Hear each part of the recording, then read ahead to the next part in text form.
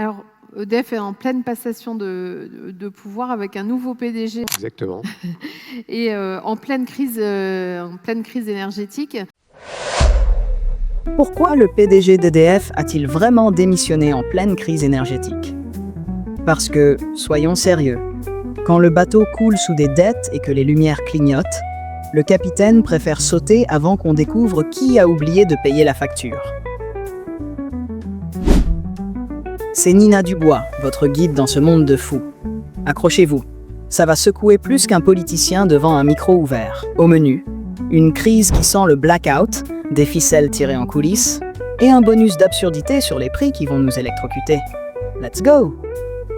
Alors, EDF, c'est quoi le délire? En gros, Luc Rémont, le PDG, a été remercié après seulement 1 an et demi. Officiellement, c'est pour l'excellent travail accompli.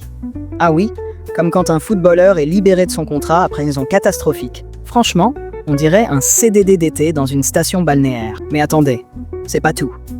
On va décortiquer ça comme un grilladin devant un steak trop cuit. D'abord, les tensions avec l'État. Eh oui, EDF, c'est à 100% dans les mains de l'État.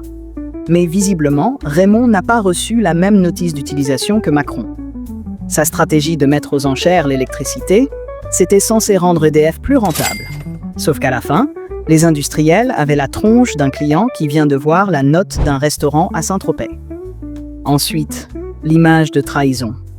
Ah, les enchères.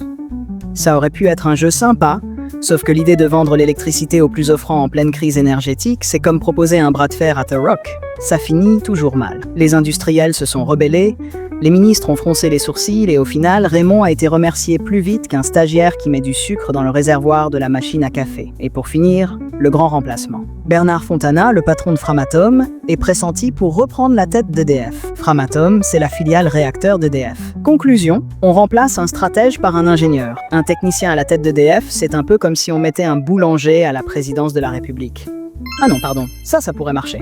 Bref, EDF en 2025, c'est un PDG qui se casse avant le blackout, des dettes qui flambent plus vite que nos radiateurs, et un gouvernement qui tire les ficelles pendant qu'on paye des factures dignes d'un abonnement à Versailles. Un vrai chef-d'œuvre de fiasco électrique.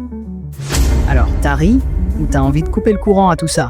Balance un pouce, un commentaire, un truc, on s'en cogne. Et abonne-toi, parce que la semaine prochaine, on démonte une autre connerie de ce pays en surtension. À plus les guignols.